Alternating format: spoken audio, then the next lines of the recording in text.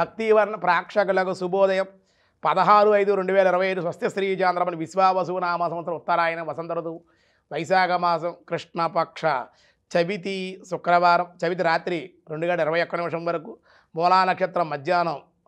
2:01 వరకు వర్జ్యం 11 గంటల నుండి 11:18 నుండి మధ్యాహ్నం 2:01 వరకు వర్జ్యం రాత్రి వర్జ్యం 12:01 నుండి 1:44 రాత్రి వర్జ్యాలు దుర్ముహూర్తం ఉదయం 8:05 నుండి 8:54 దుర్ముహూర్తాలు మళ్ళీ మధ్యాహ్నం 12:01 నుండి 1:12 వరకు దుర్ముహూర్తం సూర్యోదయం 5:32 సూర్యాస్తమయం 6:20 అమృత గడియలు ఉదయం 7:11 8:53 రాహుకాలం ఉదయం 10:30 12 వరకు రాహుకాలం శుభ సమయం ఉదయం 6 గంటల నుండి 7:30 వరకు సాయంకాలం 3:45 నుండి 4:30 వరకు శుభకాలం సిద్ధియోగం ఉదయం 5:54 సాధ్యాయోగం 5:09 తెల్లవారుజామున భవ మధ్యాహ్నం 2 బాలువ రాత్రి 8:21 ఈరోజు సంకష్టహర చతుర్థి గణపతికి ఆరాధన చేసుకోవచ్చు దినారంభ చక్రంలో ఈరోజు ముందుగా మేషరాశి వివాహాది శుభకార్యాల్లో చర్చలు వివాహాది శుభకార్యాలు కలిసి వచ్చే అవకాశం వృషభ రాశి వారి ధనలాభం శారీరక శ్రమ ఉద్యోగంలో కూడా శ్రమ ఉండే శ్రమానంతర లాభాలు పొందే అవకాశం మిథున రాశి వారికి మనోల్లాసంగా ఉంటారు స్త్రీ సౌఖ్యం భోజన సౌఖ్యం కూడా ఉండే అవకాశాలు కర్కాటక రాశి వారికి కూడా శుభప్రాప్తి ఉద్యోగంలో సుఖము ఆనందము నిరుద్యోగులు శుభవార్తలు వినే అవకాశం సింహరాశి ధనమునకు అన్వేషణ సమస్యలు తీరుట కానీ పై అధికారులు ఒత్తిళ్లు ఉండే అవకాశం కన్యారాశి వారికి బంధుమిత్రులతో విరోధాలు జాయింట్దారులతో సమస్యలు ఉద్యోగంలో మట్టికి మార్పులు ధనం మట్టికి కొంచెం ఇబ్బందులు పడే అవకాశం తులారాశి వారికి కుటుంబ సమస్యలు వృత్తి యందు రుణములు మనోవేదన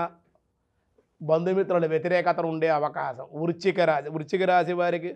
రుణములు చేయుట కుటుంబ వ్యతిరేకత స్థిరాస్తులు కొలిక్కి రాక ఇబ్బందులు పెండింగ్ వ్యవహారాల మటుకు పూర్తయ్యే అవకాశం ధనస్సు రాశి ప్రభుత్వ సమస్యలు దుష్టుల యొక్క కలయిక వల్ల అధికంగా శ్రమ ధన నష్టం కూడా ఉండే అవకాశం మకర రాశి అన్య స్త్రీ పరిచయాలు గౌరవభంగం ఉండే అవకాశం కుంభరాశి ప్రజలతో విరోధం ధనమునకు ఇబ్బంది అందరితో విరోధాలు ఇతరుల విషయాలు జోక్యం చేసుకుని సమస్యలు కొని తెచ్చుకునే అవకాశం మీనరాశి వారికి స్థానచరణము రుణములు మంజూరవుట వ్యాపారాభివృద్ధి స్వల్ప పెట్టుబడులతో అధిక లాభాలు పొందే అవకాశం వ్యాసాయ విష్ణురూపాయ వ్యాసరూపాయ విష్ణవే మహాకోశ ఈరోజు విష్ణు సహస్రనామంలో మహాకోశాయ నమః మనకు పంచకోశాలు ఉన్నాయి ఆ పంచకోశాల ఆవరణలో కలిగి ఉన్నవాడు కనుక నారాయణుడే ఆ పంచకోశాల్లో ఉండేటువంటి వాడు 5 కోశాలు ఏమిటయ్యా అంటే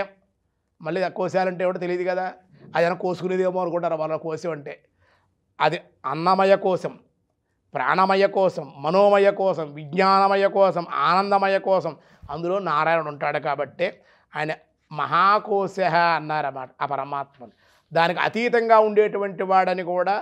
అన్ని కోశాలు ఆయనే కనుక అంతర్గర్భముల చేత అగుట చేత మహాకోశ అని అర్చనీయుడయ్యాడు పరమాత్మ అని ఆయన గురించి చెప్పారు మిగతా విషయాలు రేపు చూద్దాం ఈరోజు స్వస్తి